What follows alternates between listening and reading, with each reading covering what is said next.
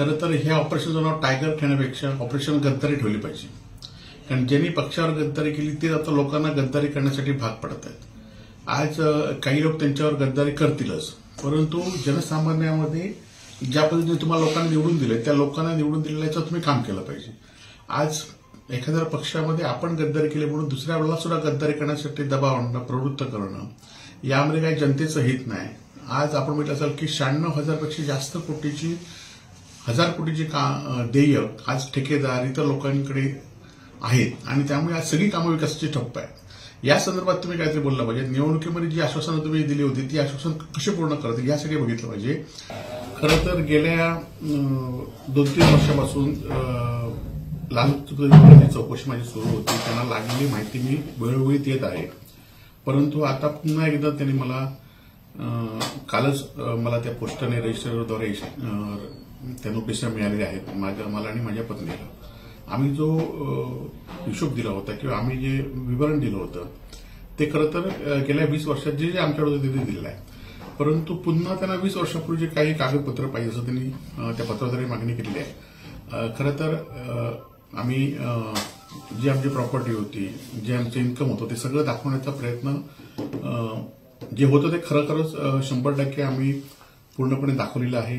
निवडणुकीच्या ह्याच्यात सुद्धा दाखवलेलं आहे प्रतिज्ञापत्रामध्ये. त्याचबरोबर इतर इन्कम टॅक्सच्या, सेल टॅक्स या सगळ्या आम्ही त्यांना कागदपत्र दाखवले आहेत. परंतु आता पुन्हा एकदा त्यांनी हे पाठवले आहेत. आमच्याकडनं जे जे शक्य असेल, जी माहिती शक्य असेल ती देऊ, परंतु 20 वर्षामध्ये आज कुठला खरं तर 20 वर्षांपासूनचे कागद किती जणांकडे उपलब्ध असतील ही पण माहिती या ठिकाणी खरोखर घेणं गरजेचं आहे. परंतु असून दे, जे काय कागद असतील ते आम्ही त्यांना पूर्णपणे देऊ. सर, 20 वर्षापूर्वी जी माहिती मागितलेली असं म्हणते, कुठेतरी राजकीय दबाव असू शकतो असं वाटतं का? नाही, खरं तर आता निवडणुका झाल्यात तरी पण त्यांना आता राजकीय दबाव आणायचा असेल तर ते आणू शकतात. आम्ही लोकांच्या दरबारात सुद्धा गेलो होतो, तिथे पण ह्या भूमिका आम्ही सांगितलेल्या आहेत लोकांकडे आणि पुन्हा एकदा आम्ही त्यांना योग्य पाहिजे अशी ती माहिती त्यांना देऊ. परंतु दबाव किती आला तरी चुकीच्या पद्धतीने आम्ही दमणार नाही एवढं मात्र निश्चित आहे. तुमच्यावर दबाव आणून पक्षात येण्यासाठी काही त्यांच्याकडून काही सांगणं होतंय का किंवा पक्ष असं काय ऑफर आल्यात काय? नाही, असं काय ऑफर किंवा आलेलं नाहीत आणि अशा ऑफर आम्ही काही स्वीकारणार नाहीत. आम्ही निष्ठेने या ठिकाणी काम करतो आणि निष्ठेने यापुढच्या काळामध्ये सुद्धा काम करणार आहोत.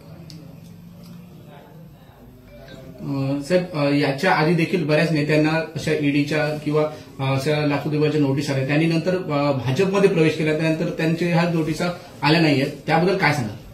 नाही, हे आपणच बोलतोय म्हणून ठीक आहे की ज्यांनी सत्ताधारी पक्षामध्ये प्रवेश केला की त्यांना नोटिसा थांबतात, परंतु आम्ही ज्या पद्धतीने ह्या दबाव किंवा नोटीस येऊन आम्ही काय कुठे जाणार नाही.